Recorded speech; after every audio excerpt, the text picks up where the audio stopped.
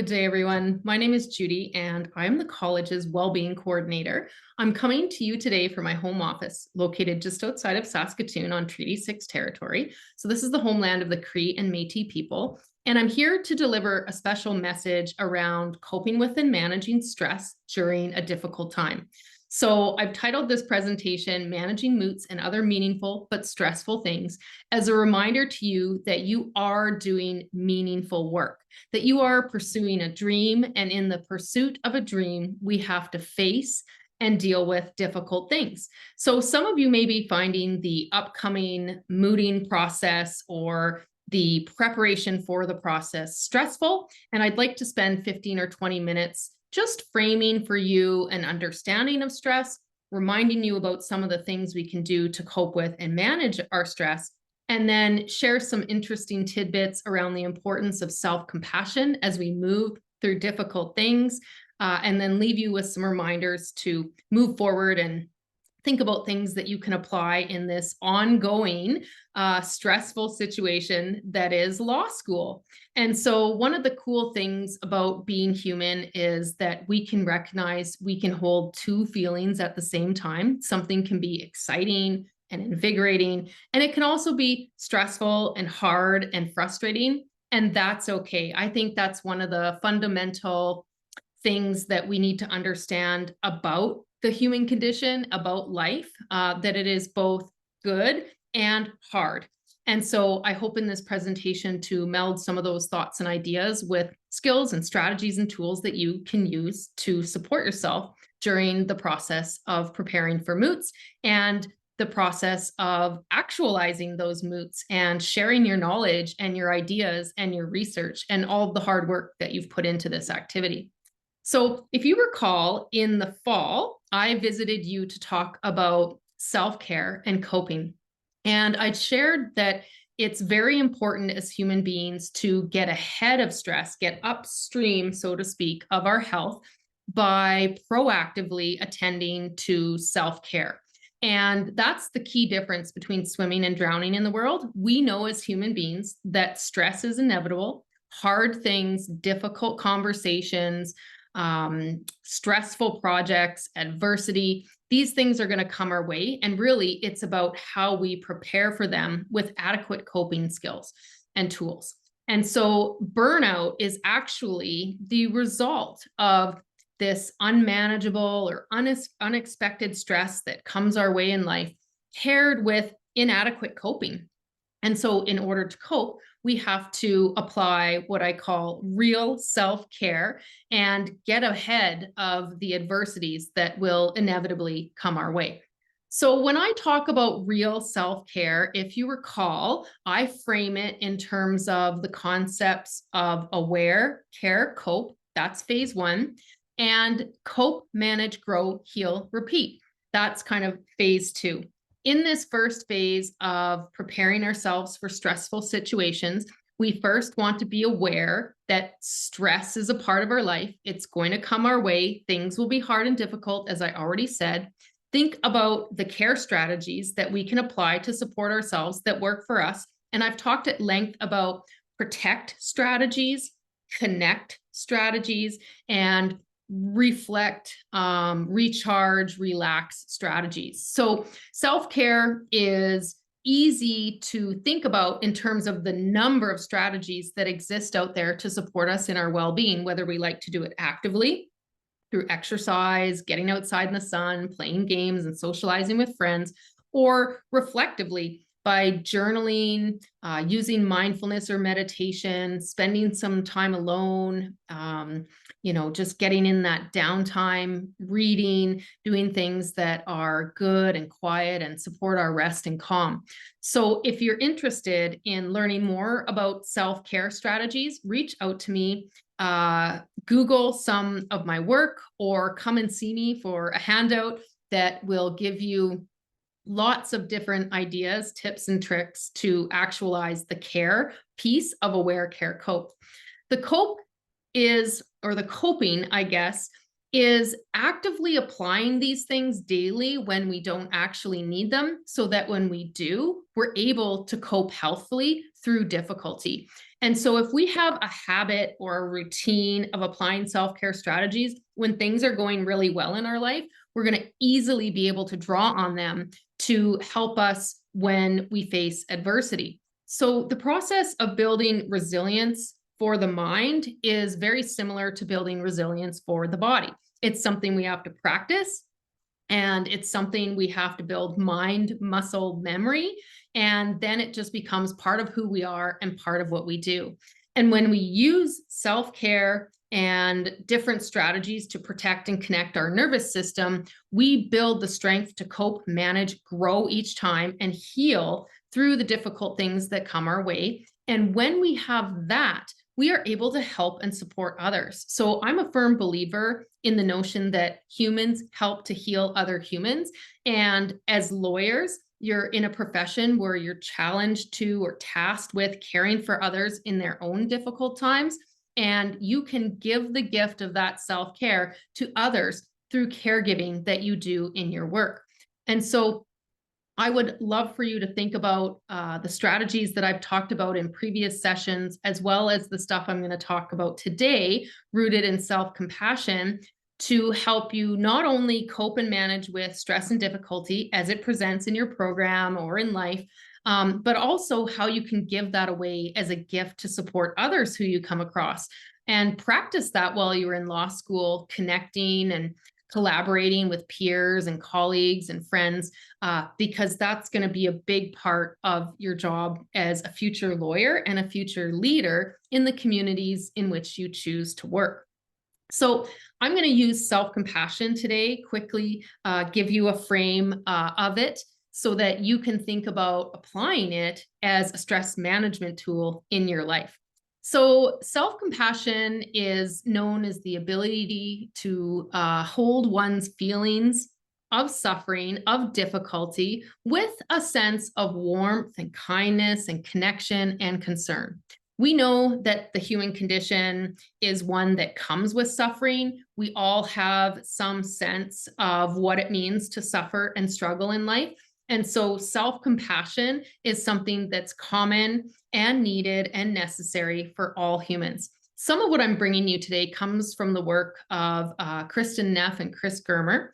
And you can actually pick up an amazing self-compassion workbook by these two authors and researchers and utilize it to maybe give yourself a little assessment around where is your level of self-compassion. And then there are lots of tools in the workbook that you can use to work through applying self-compassion in your life.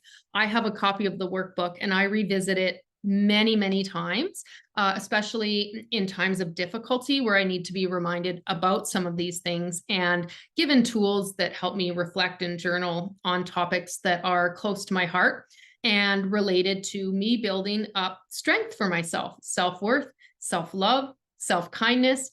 Those things are huge in the realm of coping and managing with stress. A lot of times as human beings, we can get caught up in pretending that our needs don't matter, or we can get caught up in the feelings of isolation or self-judgment. And we just kind of plow through the tasks that we need to do while either isolating or applying all kinds of labels to ourselves that don't help us wholeheartedly invest in the tasks that we need to do. And so this is an invitation to think about application of certain skills and strategies and removal of certain things that can maybe align and work holistically to help you to manage your stress. So self-compassion, as Neff and Germer explain it, comes from three core fundamental things. They are self-kindness, the notion of common humanity, and mindfulness, mindful attention to help us manage difficulty. So self-kindness really is all about honoring that we're human. First of all, we make mistakes, we fail. We need to be careful about setting ourselves up with an expectation of perfection. All of those things are involved in self-kindness. It's about forgiving yourself and leaving room for, making mistakes or doing bad things. But the importance here is that we learn from those things and we can grow from them and return stronger to groups. So as you're preparing for mooting, you might be setting yourself up to have the perfect argument, the perfect presentation, the perfect interaction with the judges and any peers who are involved. And in that, you're going to put pressure on yourself and stress is going to build up. If you sit back and mindfully attend to the fact that your moot experience might be perfect, it might fall flat and be terrible, and reconcile with that, then you're going to inevitably lower the stress and the pressure that comes from the whole experience. So that's just one thing that you can do as you're preparing, is apply some mindful attention to just being good enough, not being perfect, and knowing that you might get out there and make some mistakes and that that's okay. You're human and you're growing in the process of being human. And this is just one more experience in your journey to becoming a lawyer. Mindfulness is really about, oh, I went to the wrong one there, but I'll just open them both and then speak to mindfulness first. Mindfulness is about being in the moment, having presence of mind, and acknowledging that big emotions are going to come into different moments and disrupt us. They're there, they give us information, but if we can honor them, hold space for them, but still be present when we're actually in an experience where we are called to be present, then we can move through those emotions and attend to the task at hand. When I practice mindfulness or meditation outside of stressful experiences, I enable my mind to think about difficulty, think about challenge, reconcile with it, and practice some of the skills that I'm going to need when I'm called to be in a moment and be present. And when you are in the process of sharing your argument or your presentation during your moot, I want you to be able to be there wholeheartedly for the people who are there for you as well, and to be present in that moment. If you spend some time outside of that moment reconciling with the big emotions that you know are going to come your way, then potentially you'll be able to calm them when the nervous system starts to get activated in that time of excitement, of nerves, and just all kinds of things that, come with that experience. The notion of common humanity is a really awesome part of self-compassion. It's the part that reminds us that we are all human. All humans experience difficulty. All humans are flawed, and that, I'm not alone. I'm not isolated in this experience of difficulty. And if we can share that experience with other humans who are going through similar things, we can really support one another to grow and to cope and to manage. A lot of times what we do is isolate from others, and we maybe shame ourselves for having these experiences of difficulty, or blame ourselves for not being good enough or not measuring up. And when we open up to the idea that we're all having this common experience and that it's hard for everyone, then that can help to lower stress and pressure and increase a sense of success in our ability to fulfill the commitment that we're aiming to fulfill. So if self-kindness, common humanity, and mindfulness are things we need to add to the equation to support ourselves to manage stress, self-judgment, isolation, and over-identification with our role or the notion of being perfect and successful, these things need to be removed in order to decrease stress and decrease pressure. So a couple of things that come from, as I said, the work of Kirsten Neff and Chris Germer, and an invitation to check out more on self-compassion. I will post this presentation in my Wellness Resources Hub, and you can click on the link and check out their self-assessment survey, see how much self-compassion you have already heading into this process, and maybe add some things to your life or take some things away that are getting in the way of your ability to cope with and manage stress. So Another couple of reminders that I like to bring you from other works that I read and share with others, the notion of name it to tame it. This goes back to emotions. When we avoid or pretend like emotions aren't there, then they can get bigger and scarier and have more power. So when you are in a stressful moment, taking a deep breath and saying, okay, this is anxiety, this is fear, this is overwhelm, and giving those emotions a few minutes, and then uh, recognizing that they have a role. They're there to kind of bring attention to something that you need, bring you into an awareness of something that's going on. You could listen to those emotions if you have the time to do that, or let them know that you're going to come back and attend to them later through processes of self-care and reflection and attention. And just give them the time that they need. Don't try to stuff your emotions, because then they sit in your body and they churn around and they bubble up, and you might find yourself in a moment of panic or big stress, big emotion when you're in front of a group of people and you're being called upon to share information with them or complete a task, as I said earlier. So give emotions some space, know that they have a role, and work ahead of time to manage them. Another piece is have empathy for yourself. That's a key word when it comes to self-compassion. Just understand that you're a human moving through human experiences, and it's hard. It's hard for you. It's hard for other people. There's a common mantra or saying that goes something like, everyone is having an experience or dealing with something that you know nothing about. And that speaks back to that common humanity piece, that we need to be empathic in our connections with self and connections with others, and just have understanding. Let ourselves off the hook a little bit and let others off the hook when we can as well, to support well-being. Also, one thing I want to remind you about is exerting healthy boundaries for yourself and in your relationship and connection with others. As you prepare for stressful things in your life, you're going to have to draw boundaries around your time, your efforts, your emotions, and your ability to give in certain situations, so that you have the time to attend to yourself and attend to the tasks that you need to complete.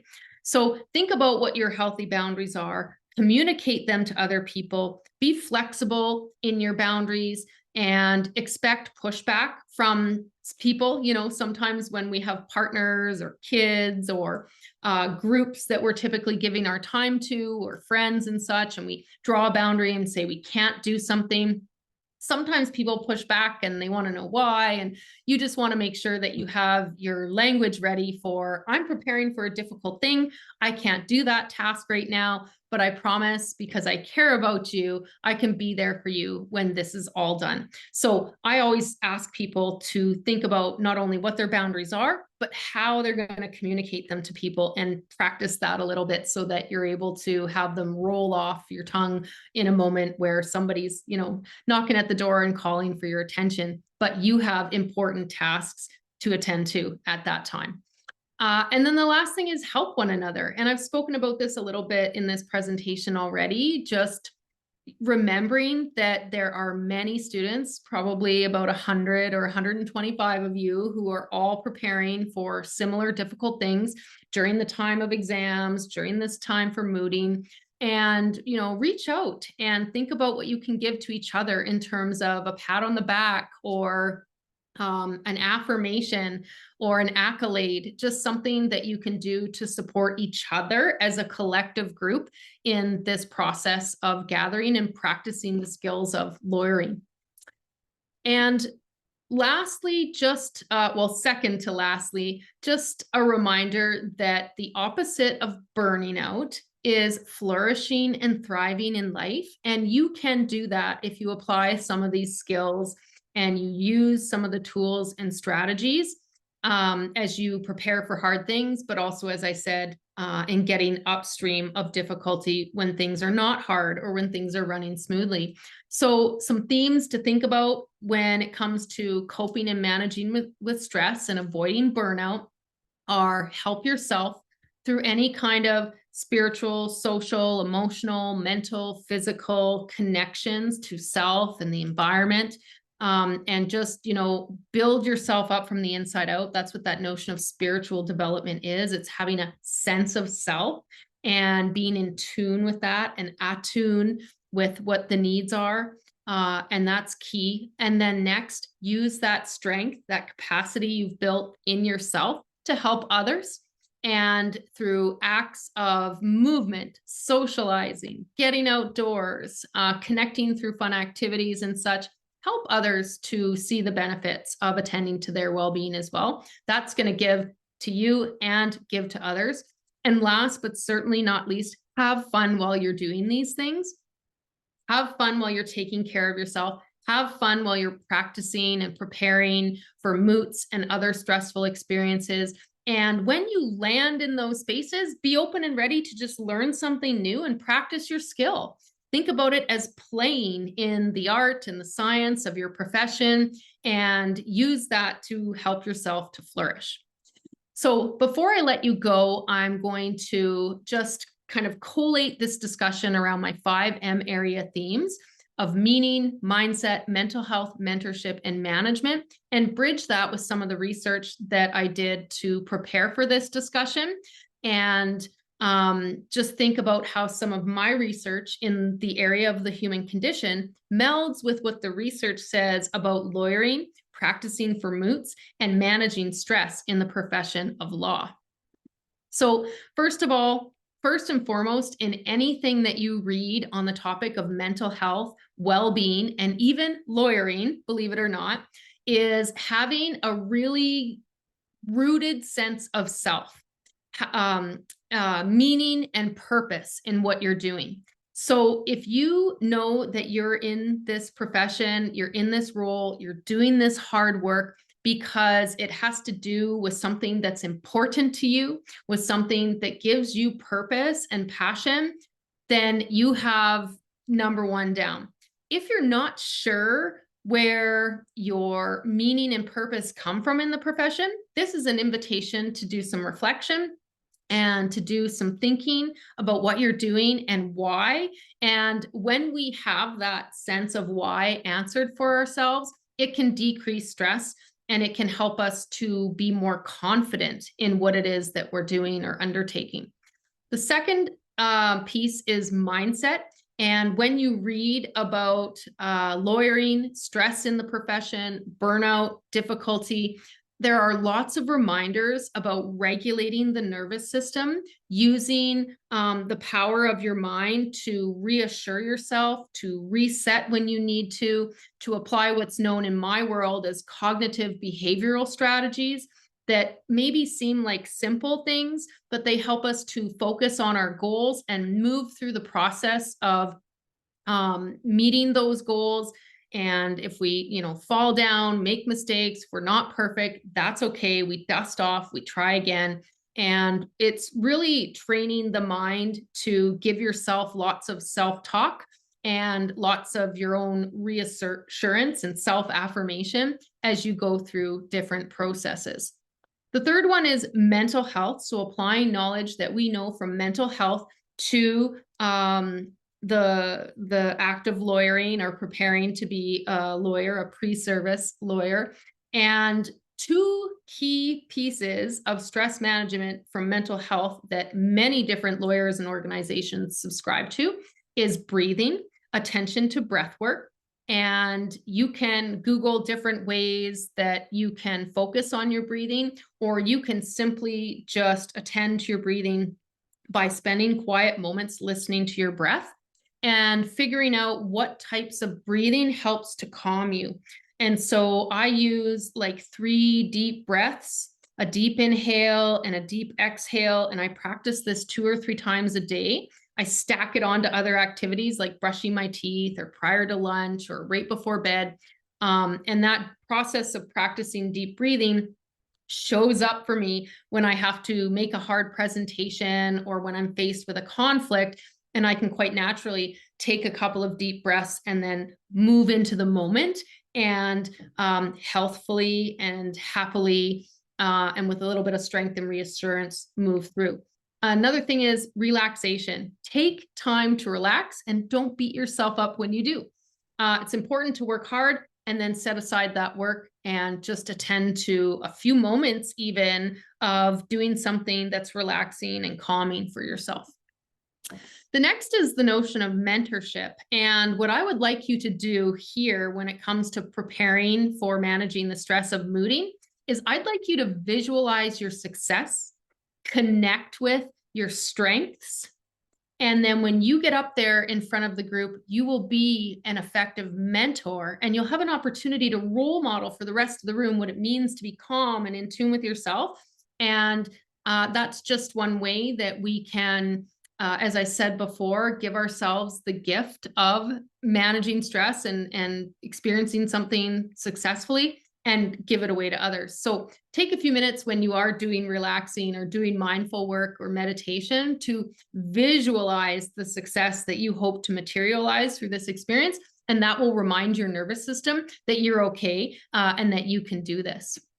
It's a little bit of self-mentorship in addition to role modeling when you actualize that for others in the space. The last is management. So manage your time, be organized, structure your materials, prepare yourself by practicing your arguments and your work, and just be ready for the experience and know that all of the hard work you've done to get organized and manage your time and set boundaries and prepare for this is going to result in a great mooting experience. And as I said before, if something happens that's unexpected and you make a mistake or you fall flat, you'll learn and grow from that as well.